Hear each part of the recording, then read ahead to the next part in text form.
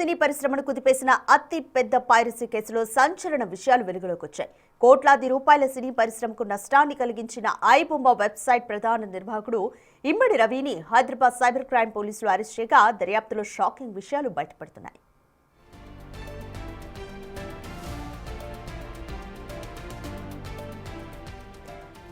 ఐబొమ్మ రవికి అంతర్జాతీయ piracy network తో సంబంధాలున్నాయని పోలీసులు గుర్తించారు. అతని నివాసం హైదరాబాద్ కూకట్పల్లిలోని రెయిన్బో విస్టాస్ అపార్ట్మెంట్ లో పోలీసులు జరిపిన సోదాల్లో భారీగా హార్డ్ డిస్క్లను స్వాధీనం చేసుకున్నారు.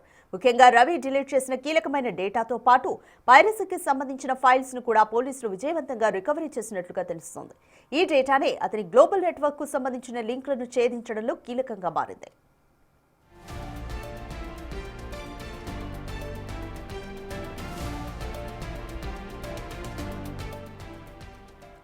రవి స్వస్థలం విశాఖపట్నం కాక ముంబైలో ఎంబీఏ కంప్లీట్ చేశాడు. 2018 నుంచి రెయిన్బో విస్టాస్ లో నివాసం ఉంటున్నాడు. అయితే ఇతడు కమ్యూనిటీ వాసులకు తనను తాను కేవలం సాఫ్ట్వేర్ ఇంజనీర్ గా మాత్రమే పరిచయం చేసుకున్నాడు. కానీ నిజానికి Ravi betting app, ER Infotech వంటి కంపెనీలకు సీఈఓగా ఉంటూ ఈ కార్యకలాపాలను నిర్వహించినట్లుగా తెలుస్తుంది.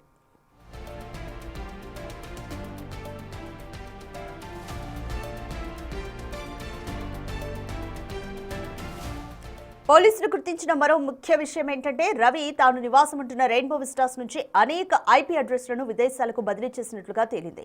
అంతేకాకుండా పైరసీ కార్యకలాపాల కోసం ఏకంగా యూకేలో ఒక టీంను కూడా నడిపినట్లుగా పోలీసులు అనుమానిస్తున్నారు.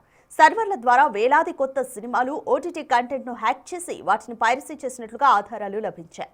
ఈ కేసులో రవి గ్లోబల్ నెట్వర్క్ లింక్లను పోలీసులు మరింత లోతుగా పరిశీలిస్తున్నారు. అత్యంత ముఖ్యంగా రవి కార్యకలాపాలపై ఇప్పటికే అంతర్జాతీయ ఏజెన్సీలు కూడా దృష్టి సారించినట్లు సమాచారం.